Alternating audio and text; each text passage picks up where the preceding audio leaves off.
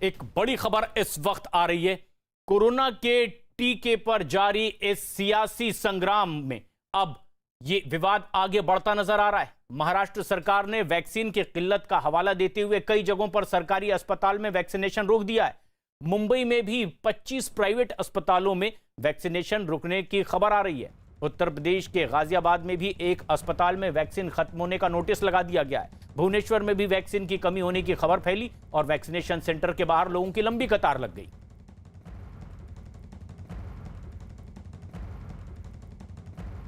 कई और ऐसी जगहों से भी खबरें आ रही है जहां पर वैक्सीन खत्म होने की खबर मिलने के बाद लोगों की बड़ी भीड़ दिखाई दे रही है वैक्सीनेशन सेंटर में।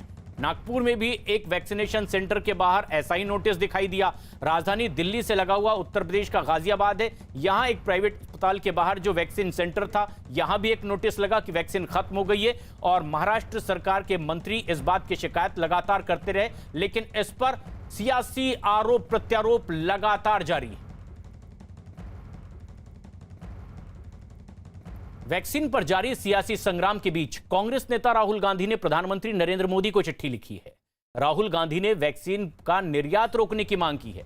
उन्होंने सभी जरूरतमंदों का वैक्सीनेशन तय करने की मांग की है। इतना ही नहीं, राहुल गांधी ने वैक्सीनेशन मुहिम में तेजी लाने की, अब दूसरी वैक्सीनों को भी जल्द से जल्द मंजूरी दिए जाने के लिए कहा है।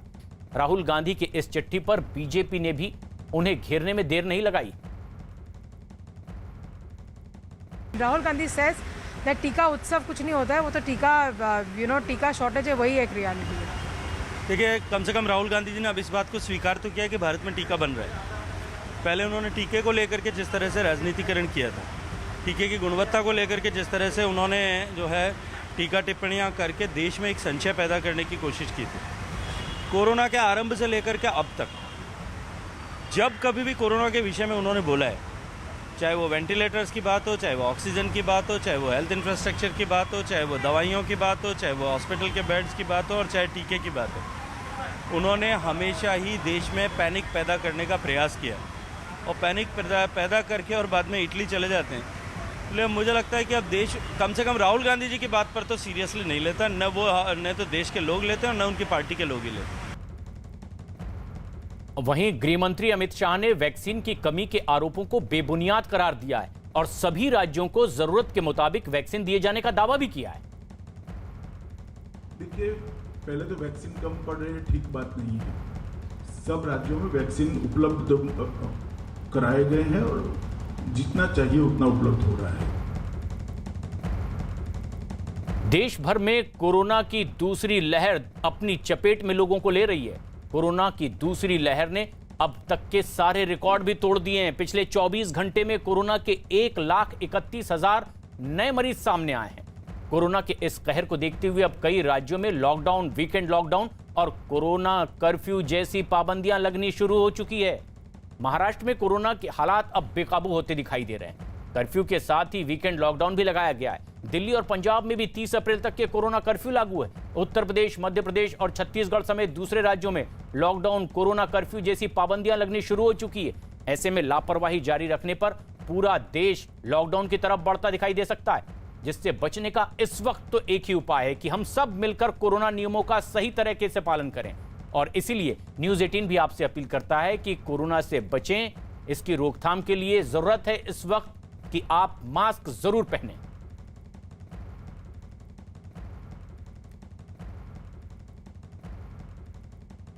पूरे देश में कोरोना महामारी की दूसरी लहर के वजह से अब हालात और खराब होते चले जा रहे हैं। भारत में पहली बार एक दिन में कोरोना के 1,31,000 से ज्यादा केस सामने आए और पिछले साल महामारी शुरू होने के बाद ये अब तक का सबसे बड़ा आंकड़ा है। ये चौथी बार है जब कोरोना के केस 1 लाख से ज्यादा आए हैं 24 घंटे के भीतर। इस महामारी की वजह से पिछले 24 घंटे में तो 780 लोगों ने अपनी जान तक गंवा दी।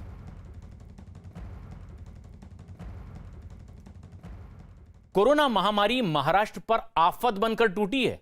महाराष्ट्र में एक हफ्ते में हर दिन करीब 50,000 नए मरीज सामने आ रहे हैं। मरीजों की मौत का आंकड़ा भी लगातार बढ़ता चला जा रहा है। केंद्र में वैक्सीन ना होने की वजह से आरोप लगाए जा रहे हैं और महाराष्ट्र में कई वैक्सीन सेंटर बंद कर दिए गए। इस बीच हालात की समीक्षा करने के लिए अब केंद्र की ओर से एक टीम भी मुंबई पहुंच चुकी है और कोरोना को काबू करने के लिए आज रात 8 बजे से सोमवार सुबह तक वीकेंड लॉकडाउन भी लगा दिया गया है।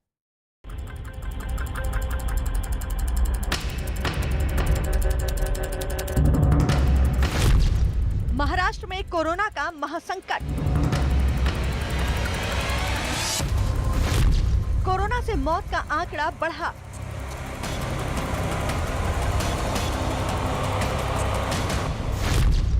तीन दिन में कोरोना से 995 लोगों की मौत।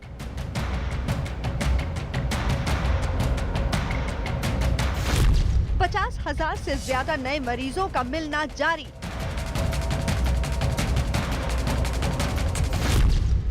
कोरोना महामारी का विकराल रूप महाराष्ट्र में नजर आने लगा है। देश भर में तेजी से फैल रहे कोरोना से प्रधानमंत्री चिंतित हैं। कोरोना के खिलाफ जंग में महाराष्ट्र सरकार ने भी पूरी ताकत झोंक दी है, लेकिन सरकारों की मुस्तैदी, चेतावनी और अपील के बावजूद लापरवाह लोगों का रवैया बदलने का नाम नहीं ले रहा। इसी की बानगी है मुंबई की दादर सब्जी मंडी की ये तस्वीरें।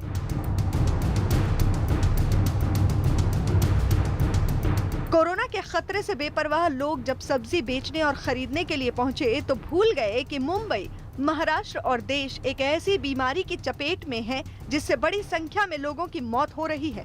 न चेहरे पर सही तरह से मास्क लगाने की फिक्र, न सोशल डिस्टेंसिंग का होश। जब बार बार कहने के बावजूद लोग सुधरने को तैयार ना हो तो कोरोना का खतरा कम हो भी तो कैसे।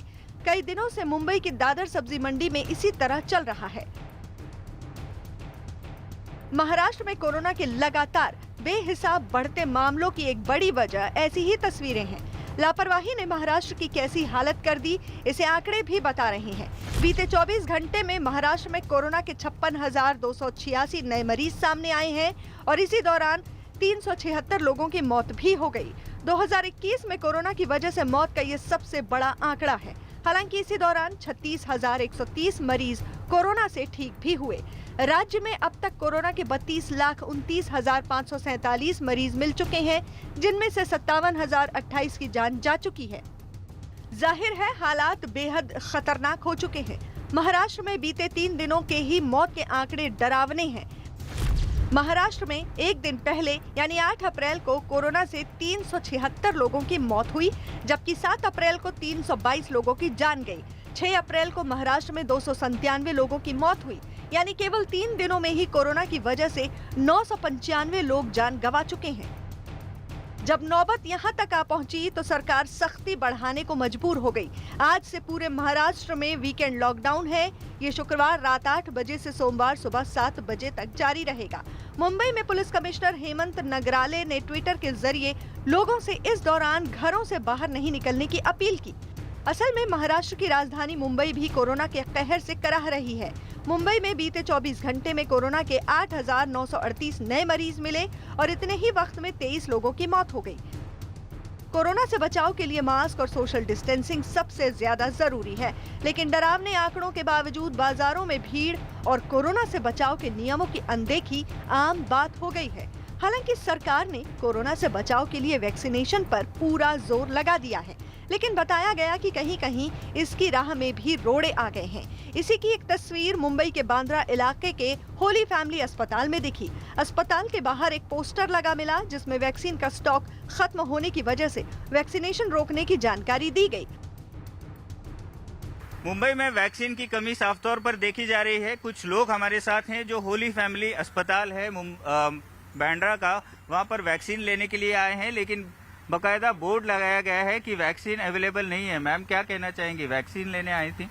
हाँ, लेने आए थे। होली फैमिली में भी नहीं है, लीलावती में भी नहीं है, बीकेसी में भी नहीं है। क्या बताया जा रहा है आपको, कब तक आने की उम्मीद है? कुछ पता नहीं है। बताया गया कि मुंबई में वैक्सीन की किल्लत होने की वजह से 25 केंद्रों पर टीकाकरण अभियान थम गया है। ये सेंटर वैक्सीन उपलब्ध होते ही दोबारा खुल जाएंगे। इन केंद्रों पर वैक्सीन के लिए सुबह सुबह पहुंचे लोग निराश नजर आए। इनके पास अगर वैक्सीन नहीं है तो इनको मैसेज देना चाहिए। हमने जब रजिस्ट्रेशन किया, आपको दूसरे दिन तीसरे दिन रजिस्ट्रेशन को मेरे को करवा के भी आज 8 दिन हो गया, इन्होंने नहीं तो एक सिंपल छोटा सा मैसेज भी भेजा नहीं है कि हमारे पास वैक्सीन नहीं है, आप लोग मत आइएगा। वैक्सीन लगवाने के लिए आए लोगों की बढ़ती भीड़ और उनके गुस्से को देखते हुए एक अस्पताल के बाहर पुलिस बुलाने तक की नौबत आ गई। बीएमसी ने भी मुंबई में वैक्सीन की किल्लत होने का दावा किया। बताया गया कि राज्य के कई और हिस्सों में भी वैक्सीन की कमी की वजह से कई वैक्सीनेशन सेंटर कुछ वक्त के लिए बंद कर दिए गए हैं। वैक्सीन की किल्लत के आरोपों के बीच एक दिन पहले ही केंद्र की एक टीम मुंबई पहुंच गई, जो कोरोना के हालात के साथ ही वैक्सीनेशन के हालात पर गौर कर रही है। सभी टीम्स आ गई हैं और हम लोग राज्य शासन के साथ मिलके और डिस्ट्रिक्ट के प्रशासन के साथ मिलके उनके सहयोग से और उनको सहयोग दे के कोशिश कर रहे हैं कि हम ज़्यादा से ज़्यादा अच्छी तरीके से कोविड मैनेजमेंट जो इस राज्य में होगा उसको हम लोग प्रयास करें। और सबसे महत्व का ये है कि हम लोगों की जान बचाएं, जो कि हमारा सबसे पहला जो मेन फोकस एरिया है वही है। उसके लिए हम लोग जितनी भी चीज़ें यहाँ पे देख रहे हैं उसी उद्देश्य से देख रहे हैं कि हम अल्टीमेटली ऐसी व्यवस्था बना पाएँ जिससे कि लोगों की जान बचाई जा सके। महाराष्ट्र में कोरोना से हाहाकार मचा है और केंद्र और राज्य सरकार मिलकर इससे पार पाने की कोशिश में लगी है। लेकिन कोरोना को तभी हराया जा सकेगा जब लोग लापरवाही बरतना छोड़कर कोरोना से बचाव के नियमों का पालन करें। ऐसा होने पर ही वैक्सीनेशन अभियान का असर होगा।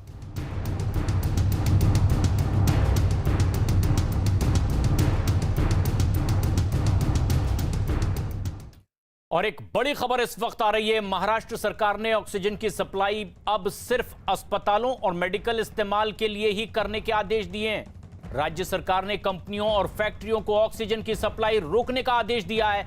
अब कोरोना से लड़ाई में एक नया कदम आगे बढ़ाया है महाराष्ट्र सरकार ने और एक नया फैसला दिया है कि ऑक्सीजन की सप्लाई अब सिर्फ मेडिकल जरूरत के लिए ही किया जाएगा। कंपनियों को अब फिलहाल ऑक्सीजन की सप्लाई नहीं की जाएगी, क्योंकि सबसे ज्यादा जरूरत लोगों को महसूस हो सकती है। कोरोना से इस लड़ाई में एक के बाद एक प्रिकॉशन ली जा रही है और नए कदम उठाए जा रहे हैं। और इसी कड़ी में महाराष्ट्र सरकार ने एक बेहद अहम और बड़ा फैसला किया है कि ऑक्सीजन की सप्लाई अब सिर्फ अस्पतालों में होगी। मेडिकल इस्तेमाल के लिए ही ऑक्सीजन की सप्लाई हो सकेगी।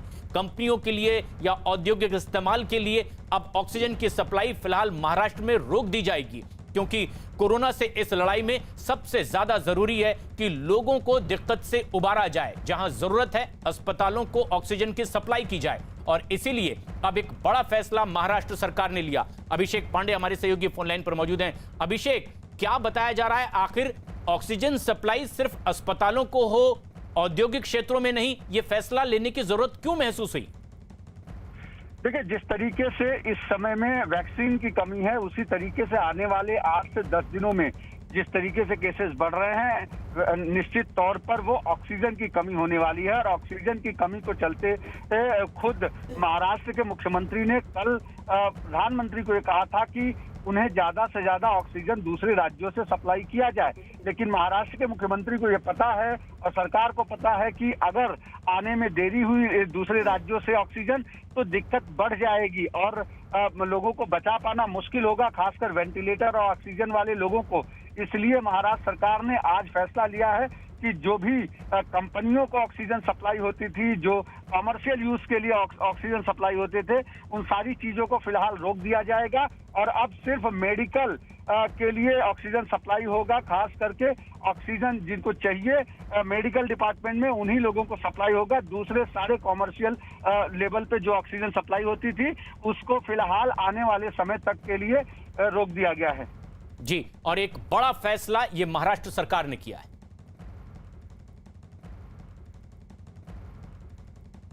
दिल्ली के 2 बड़े अस्पतालों में बड़ी संख्या में डॉक्टरों के कोरोना पॉजिटिव मिलने से हड़कंप मच गया है। एम्स में पिछले 1 हफ्ते के भीतर ही 35 डॉक्टरों के कोरोना पॉजिटिव होने की खबर है, जबकि गंगाराम अस्पताल में 37 डॉक्टर कोरोना की चपेट में आ गए। खबर है कि इसमें से ज्यादातर डॉक्टरों को कोरोना की पहली या दूसरी डोज लग चुकी। दिल्ली के मुख्यमंत्री अरविंद केजरीवाल ने गंगाराम अस्पताल के चेयरमैन को मुलाकात के लिए बुलाया है। इस बैठक में केजरीवाल गंगाराम अस्पताल के हालात की जानकारी भी लेंगे। दिल्ली के सर गंगाराम अस्पताल के 37 डॉक्टरों की कोरोना जांच रिपोर्ट पॉजिटिव आई और इसके बाद हड़कंप मच गया है। इन डॉक्टरों में 5 को तो अस्पताल में ही भर्ती करना पड़ा है, जबकि 32 डॉक्टर घर में क्वारंटीन है। बताया जा रहा है कि सभी डॉक्टर कोरोना मरीजों के इलाज में लगे हुए थे। डॉक्टरों को फिलहाल कोरोना के लक्षण आंशिक रूप से दिखाई दिए हैं और 5 अस्पताल में भर्ती हैं, 32 घर में क्वारंटीन। न्यूज 18 के अजीत सिंह की खबर है कि कोरोना के बढ़ते मामलों को देखते हुए उत्तर प्रदेश सरकार कई बड़े फैसले ले सकती है। लखनऊ, कानपुर, वाराणसी और प्रयागराज में सरकारी दफ्तरों में भीड़ कम करने के लिए अब सरकार कर्मचारियों को रोटेशन पर बुलाने की तैयारी कर रही है। इसके तहत 50% की क्षमता से कर्मचारी बारी बारी से दफ्तर में आएंगे और काम करेंगे। ये वो जिले हैं जहां रोजाना 500 से ज्यादा कोरोना के केस आ रहे हैं, जिसे देखते हुए सरकार ने अब यह नया फैसला लिया है। नॉर्दर्न रेलवे के सीपीआरओ ने उन खबरों को गलत करार दिया है जिनमें कोरोना को लेकर लगाई जा रही पाबंदियों की वजह से दिल्ली ने रेलवे स्टेशनों पर भारी भीड़ जुटने का भी दावा किया गया। उन्होंने दावा किया कि इस वक्त दिल्ली के अलग अलग रेलवे स्टेशनों से चलने वाली करीब 80% ट्रेनें शुरू हो चुकी हैं।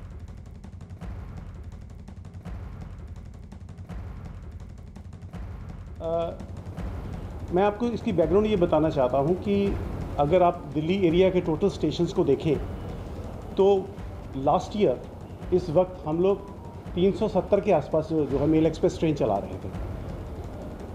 आज हम लोग करीब 315 से 320 ट्रेन हम लोग अभी भी मेल एक्सप्रेस ट्रेन जो भारत के डिफरेंट एरिया है उसकी तरफ जा रहे हैं। इसका मतलब ये है कि करीब 80% ट्रेन जो रनिंग है हमारी कंपेयर टू लास्ट ईयर आज अचीव हो चुकी है।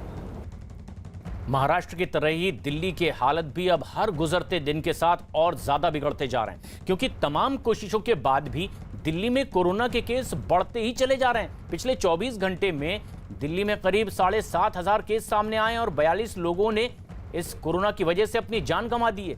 और ये हालात तब है जब देश भर में कोरोना की वैक्सीन लगाई जा रही है। कोरोना को फैलने से रोकने के लिए कोरोना कर्फ्यू लगाया गया है, लेकिन इसके बाद भी कोरोना के केस लगातार दिल्ली में भी बढ़ते चले जा रहे हैं।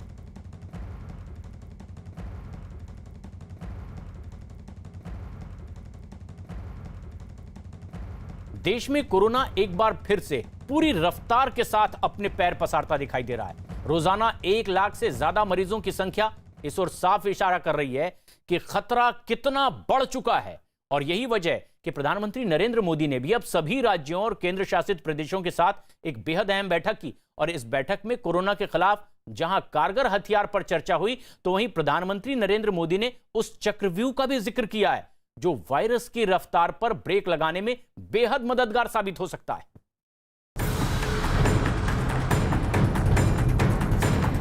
कुछ राज्यों में स्थिति ज्यादा चिंताजनक है। हमारा बल माइक्रो कंटेनमेंट जोन पर होना चाहिए। हमारी टारगेट 70%, 70% RT-PCR टेस्ट करने का है।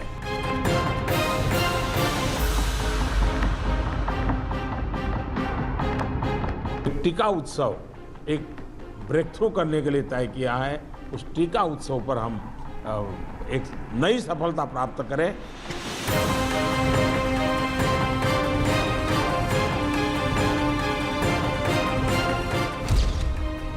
कोरोना पर पीएम मोदी का मंत्र,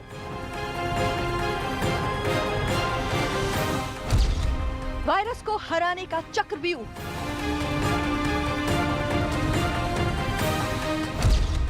टीका उत्सव से कोरोना की काट।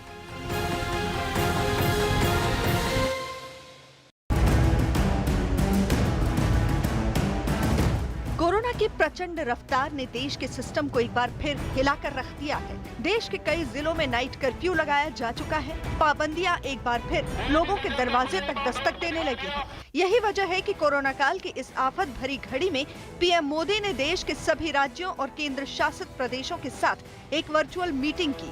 इस मीटिंग में पीएम मोदी ने वायरस की इस रफ्तार पर ब्रेक लगाने के लिए नए सिरे से प्लानिंग पर चर्चा की। कोरोना के केसेस की इस अचानक बढ़ोतरी ने मुश्किलें ज्यादा पैदा की है। कोरोना के प्रसार को रोकने के लिए फिर से युद्ध स्तर पर काम करना आवश्यक है। साथियों, इन तमाम चुनौतियों के बावजूद हमारे पास पहले की अपेक्षा बेहतर अनुभव है, पहले से की अपेक्षा अच्छे संसाधन है और अब एक वैक्सीन भी हमारे पास है। महामारी की इस डराने वाली रफ्तार के पीछे लोगों की लापरवाही को सबसे बड़ी वजह माना जा रहा है। यही वजह है कि पीएम मोदी ने रात्रि कर्फ्यू को कोरोना कर्फ्यू नाम दिया है, ताकि लोग इस वायरस के खतरे को गंभीरता से लें और उन नियमों का पालन करें जिन नियमों को कोरोना काल के लिए बनाया गया है। इस दौरान पीएम मोदी ने नाइट कर्फ्यू पर सवाल उठाने वाले लोगों को जवाब भी दिया। जहां पर रात्रि कर्फ्यू का प्रयोग हो रहा है, वहां मेरा आग्रह है कि उसके लिए शब्द प्रयोग हमेशा करें, कोरोना कर्फ्यू, ताकि कोरोना के प्रति एक सजगता बनी रहे। कुछ लोग ये इंटेलेक्चुअल डिबेट करते हैं कि क्या कोरोना रात को ही आता है। हकीकत में दुनिया ने भी ये रात्रि कर्फ्यू के प्रयोग को स्वीकार किया है, क्योंकि हर व्यक्ति को कर्फ्यू समय होता है तो याद आता है कि हाँ, मैं कोरोना काल में जी रहा हूं और बाकी जीवन व्यवस्थाओं को कम से कम प्रभाव होता है। पीएम मोदी ने देश में मौजूदा संसाधनों का जिक्र करते हुए दावा किया है, अगर लापरवाही न बरती जाए तो कोरोना के इस पीक को एक बार फिर परास्त किया जा सकता है। इसके लिए पीएम मोदी ने कोरोना के खिलाफ ट्रिपल टी सूत्र का भी जिक्र किया। टी से टेस्ट, टी से ट्रैक, टी से ट्रीट जैसे सूत्र का जिक्र करते हुए पीएम मोदी ने कहा कि इस सूत्र कोरोना प्रोटोकॉल और कोरोना मैनेजमेंट पर अगर सही से काम किया जाए तो कोरोना पर काबू पाया जा सकता है। हम इस पीक को बहुत तेजी से नीचे ला सकते हैं, पीक को ऊपर जाते रोक भी सकते हैं और अनुभव कहता है कि test, track, treat, covid appropriate behaviour और कोविड मैनेजमेंट, इन्हीं चीजों पर हमें बल देना है। देश में चल रहे वैक्सीनेशन अभियान में तेजी लाने के लिए पीएम मोदी ने टीका उत्सव का भी जिक्र किया। उन्होंने सभी राज्यों के मुख्यमंत्रियों से अपील की कि 11 अप्रैल से 14 अप्रैल तक एक ऐसा वैक्सीनेशन प्रोग्राम चलाया जाए जिसमें ज्यादा से ज्यादा लोगों को टीका लगाया जा सके, वो भी बिना वैक्सीन वेस्टेज के। 11 अप्रैल ज्योतिबा फुले जी की जन्म जयंती है और 14 अप्रैल बाबा साहब आम्बेडकर जी की जन्म जयंती है। क्या हम 11 अप्रैल से 14 अप्रैल पूरे अपने राज्य में टीका उत्सव मना सकते हैं? एक पूरा वातावरण क्रिएट कर सकते हैं टीका उत्सव का? एक विशेष अभियान चला कि इतनी सारी जनता के सामने गुंडागिरी करेंगे, वो ही दिक्कत में आएंगे। इसलिए चुनाव इस बार शांति से होगा। सर, ये भीड़ जो है, टीएमसी के नेताओं ने अभी हाल ही में प्रेस कॉन्फ्रेंस किया बीते कल। उन्होंने कहा कि कूपन बांट रही है बीजेपी, पैसे दे रही है लोगों को, तभी भीड़ इकट्ठे होती है। आप मानते हो इस बात को? माइक में बता दो। नहीं, यहाँ हजारों की तादाद में भीड़ है एकदम। आप मानते हो कि कूपन से आ सकते हैं? नहीं, ये तो जरा बोल लो ना। नहीं, बिल्कुल नहीं। बस तो फिर जवाब मिल गया आपको। तो ये थे अमित शाह, जो कि लगातार यहाँ पर आप तस्वीरों में देख सकते हैं कि ये रोड शो जो है, हजारों की तादाद में जो है वो भीड़ यहाँ पर इकट्ठा है। यहाँ पर तस्वीरों में आप देख सकते हैं लगातार ये रोड शो आगे बढ़ता हुआ, भीड़ इतना ज्यादा तादाद में है कि यहाँ पर आप देख सकते हैं कि ये जो रोड शो है ये आगे नहीं बढ़ पा रहा है। और अमित शाह लगातार जो है वो हाथ हिलाकर लोगों का अभिवादन ग्रहण करते हुए यहाँ पर तस्वीरों में आप देख सकते हैं। वीडियो जर्नलिस्ट पुजारी के साथ अमित कुमार सिंह, न्यूज़ 18 इंडिया, बैरकपुर। एक के बाद एक रैलियां और रोड शो और डोर टू डोर कैंपेन। गृह मंत्री अमित शाह ने पूरी बागडोर संभाल रखी है प्रचार की, और ऐसे में जबकि वो ये दावा कर रहे हैं कि बीजेपी 200 से ज्यादा सीटें जीतेगी, अब वो कई जगह रैलियां कर रहे हैं, रोड शो कर रहे हैं। ये एक बड़ी बात भी है। और ऐसे में कोरोना से भी एक लड़ाई पूरे देश में लड़ी जा रही है। मध्य प्रदेश में भी हर दिन कोरोना के रिकॉर्ड तोड़ मामले सामने आ रहे हैं। पिछले 24 घंटे में पूरे राज्य में कोरोना के 4300 से ज्यादा मरीज सामने आए। 17 लोगों की मौत भी इसमें हुई है। कोरोना के बढ़ते खतरे को देखते हुए राज्य के शहरी इलाकों में 50 घंटे का लॉकडाउन तक लगा दिया गया है। आज शाम 6 बजे से सोमवार सुबह 6 बजे तक लॉकडाउन लागू रहेगा। इसके अलावा बैतूल, रतलाम, खरगोन और कटनी जिलों में 9 दिनों के लिए लॉकडाउन लगाया गया है। जो आज शाम 6 बजे से शुरू होगा। वहीं मुख्यमंत्री शिवराज सिंह चौहान ने लॉकडाउन को अंतिम विकल्प बताया है। उत्तर प्रदेश में भी कोरोना ने अपने पांव पसारने अब तेज कर दिए हैं। पिछले 24 घंटे में ही पूरे राज्य में कोरोना के करीब 8,500 मरीज सामने आए, जबकि इस बीमारी की वजह से 39 लोगों ने दम तोड़ दिया है। अकेले लखनऊ में ही 2,300 से ज्यादा केस मिले। इतना ही नहीं, लखनऊ, वाराणसी, कानपुर और प्रयागराज से ही कोरोना के 50% केस सामने आ रहे हैं। और इस मामले की गंभीरता को देखते हुए अब राज्य सरकार ने 10 जिलों में रात 10 बजे से सुबह 5 बजे तक कोरोना कर्फ्यू लगा दिया है। 17 अप्रैल तक इन जिलों में सभी शिक्षण संस्थानों को बंद रखने का फैसला किया गया। इस दौरान सिर्फ जरूरी सेवाओं से जुड़े लोगों को ही इसमें छूट मिलेगी। कोरोना के बढ़ते खतरे के बीच उत्तर प्रदेश के मुख्यमंत्री योगी आदित्यनाथ प्रयागराज पहुंचे, जहां उन्होंने कोरोना मरीजों के लिए बनाए गए अस्पतालों और वैक्सीन सेंटरों का निरीक्षण किया है।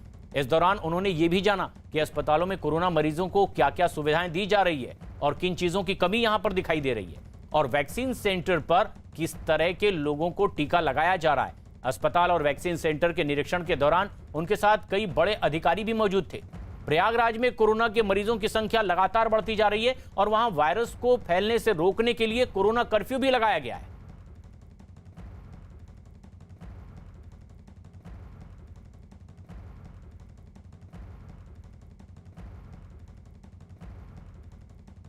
प्रयागराज पहुंचे उत्तर प्रदेश के मुख्यमंत्री योगी आदित्यनाथ। उन सेंटरों में पहुंचे हैं जहां उपचार की व्यवस्था है, जहां टीकाकरण हो रहा है, लेकिन व्यवस्था क्या सुचारू रूप से चल रही है, यह देखने के लिए खुद मुख्यमंत्री योगी आदित्यनाथ उन सेंटर्स में पहुंचे हैं। कई और राज्य हैं जहां कोरोना तेजी से अपने पैर पसारता जा रहा है और छत्तीसगढ़ उन्हीं में से एक है। छत्तीसगढ़ में भी ये मामले तेजी से बढ़े हैं और पिछले 24 घंटे में 10,500 से ज्यादा मामले छत्तीसगढ़ में आए हैं। 72 लोगों की कोरोना की वजह से 24 घंटे में ही मौत भी हुई है। लगातार बढ़ते कोरोना मरीजों को देखते हुए वहां भी कई शहरों में पाबंदी लगा दी गई है। राजधानी रायपुर में तो आज शाम 6 बजे से 19 अप्रैल तक के सुबह 6 बजे तक लॉकडाउन का ऐलान किया गया। इसके अलावा राजनांदगांव, धमतरी समेत 4 ऐसे और शहर हैं जहां लॉकडाउन लगा दिया गया है। और इतना ही नहीं, पूरे छत्तीसगढ़ में धारा 144 लगा दी गई है। इस दौरान सिर्फ जरूरी सेवाओं से जुड़े लोगों को ही इसमें आने जाने की इजाजत दी गई।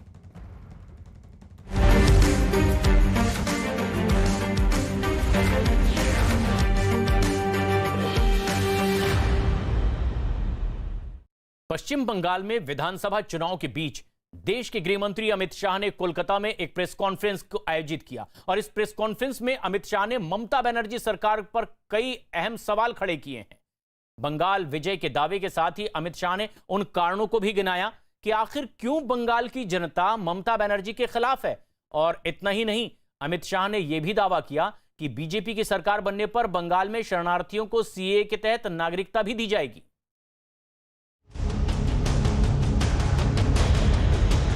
हमारे कार्यकर्ताओं पर लगातार हमला होना, तृणमूल कांग्रेस अपना आपा खो बैठी है।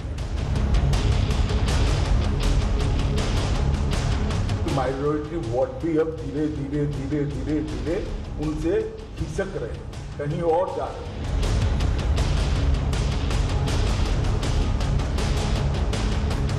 यदि बंगाल की जनता आपके खिलाफ है क्योंकि कानून और व्यवस्था की परिस्थिति पूर्णतया चरमरा गई।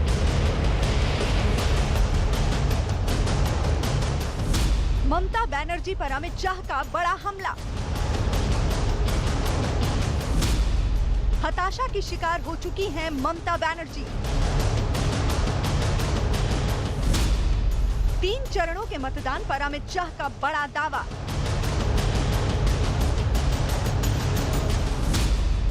पहले 3 चरण में बीजेपी को 63 से 68 सीटें, 63 to 68 सीट के बीच में भारतीय जनता पार्टी इस 3 चरण के अंदर जीत रही है।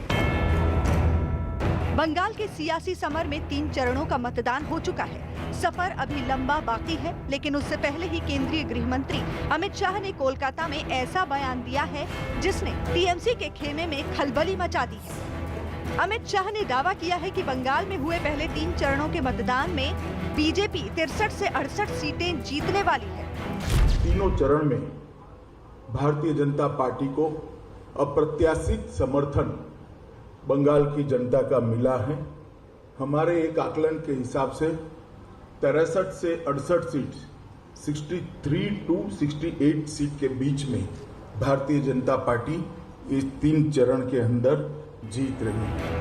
अमित शाह ने ममता बनर्जी के उस बयान पर भी पलटवार किया जिसमें उन्होंने ये आरोप लगाया था कि बंगाल में सीआरपीएफ केंद्र के इशारे पर काम कर रही है।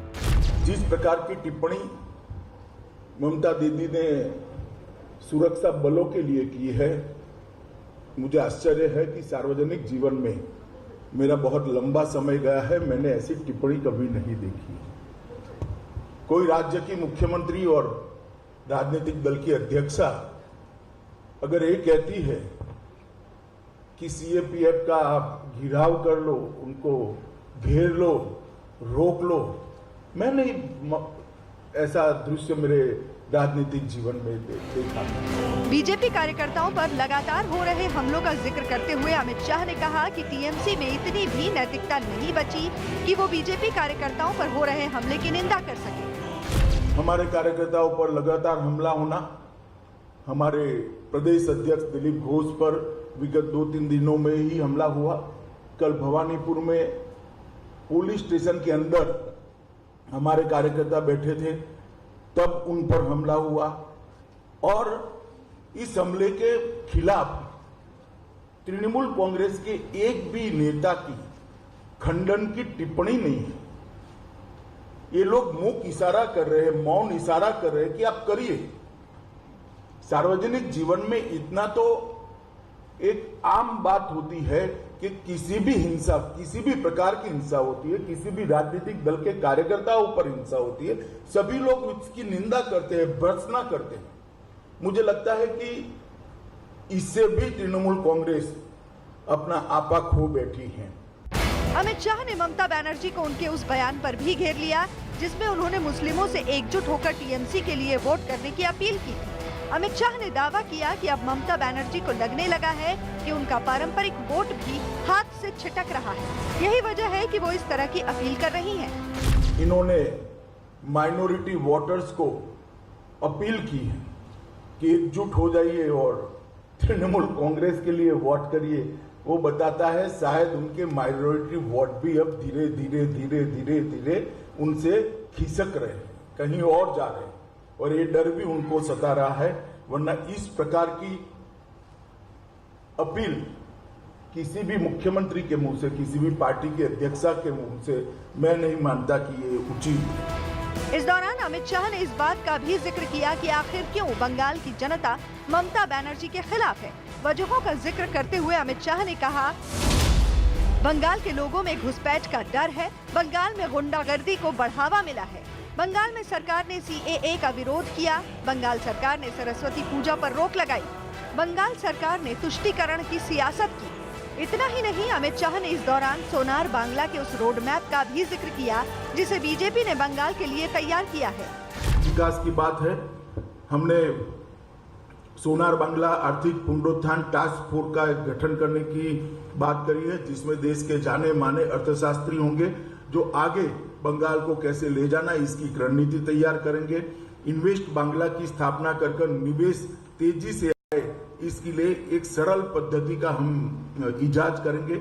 ईज ऑफ डूइंग की जो तालिका है उसमें देश में बंगाल तीसरे नंबर पर लाने का हमने संकल्प किया है। 100% गारंटी कवर के साथ एमएसएमई को 10 लाख की लोन कोई भी कोलेटरल गारंटी के बगैर देने के लिए हम योजना लेकर आए हैं।